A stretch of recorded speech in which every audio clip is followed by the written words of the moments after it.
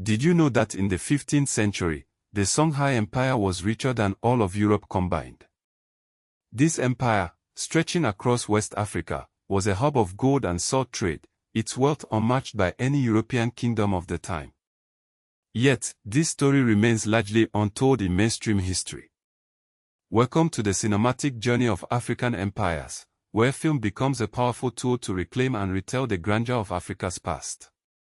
Our story begins with the Songhai Empire, a civilization that flourished from the 15th to the 16th century under the rule of Askia Muhammad I. Its capital, Gao, was a bustling metropolis, while Timbuktu stood as a beacon of Islamic scholarship and intellectual exchange. The University of Sankore in Timbuktu attracted scholars from across the world, making it a center of learning and culture. But how did this empire fall? In 1591, the Songhai Empire faced its demise at the Battle of Tondebai, conquered by the Sodi dynasty of Morocco. Today, filmmakers and historians are using cinematic tools to bring this lost empire back to life. One such effort is the 2023 YouTube video titled "The African Empire That Was Richer Than All of Europe." And nobody told you. Using AI-generated imagery, this video reconstructs the grandeur of Songhai, emphasizing its wealth, trade networks, and intellectual life. The video's claim that Songhai was richer than all of Europe is interpretive but grounded in historical records of gold and salt trade volumes.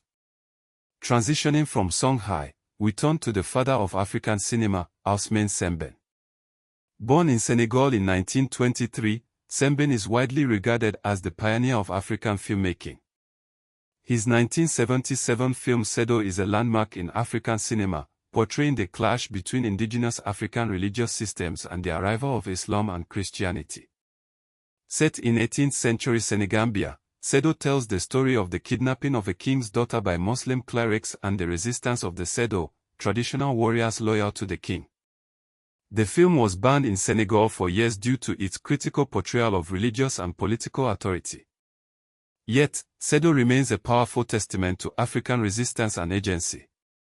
Sembène's work is part of a broader movement of Africa-made historical films that emerged in the 1970s, shifting focus from European-centric narratives to stories that highlight African perspectives on slavery, empire, and colonialism. Another towering figure in African history is Musa of the Mali Empire. His pilgrimage to Mecca in 1324–1325 is often cited as one of the most extravagant displays of wealth in medieval history. Musa's journey not only showcased Mali's riches but also cemented its place in global trade networks. Films and documentaries often depict this pilgrimage as a symbol of Mali's power and influence. Moving forward in time, we encounter the Dahomey Kingdom, a West African empire that existed from the 17th to the 19th century. This kingdom is central to the 2022 Hollywood film The Woman King, which focuses on the Agoji, the female warriors of Dahomey. Set in the 1820s, the film explores the kingdom's involvement in the transatlantic slave trade and the complexities of its history.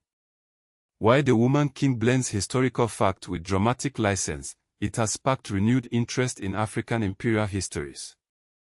Beyond individual empires, African filmmakers have used cinema to decolonize African history, challenging European narratives that portray Africa as historically backward or without history.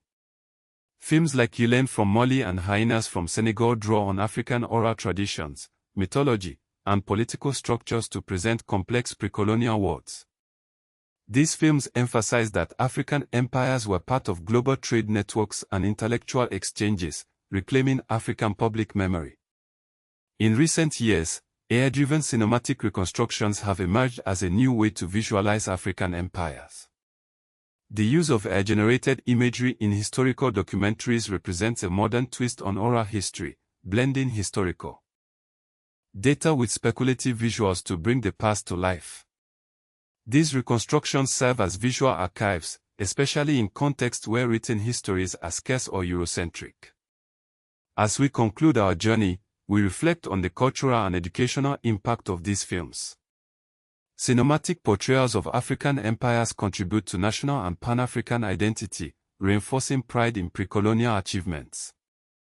They also drive cultural tourism to historical sites like Timbuktu, Gao, and the ruins of Great Zimbabwe. More importantly, these films provide teaching tools for educators seeking to present African history from African perspectives. African empire cinema is not just about the past, it is about reclaiming the narrative, challenging stereotypes, and inspiring future generations. Through film, the stories of African empires continue to resonate, reminding us of Africa's enduring legacy of power, resistance, and innovation.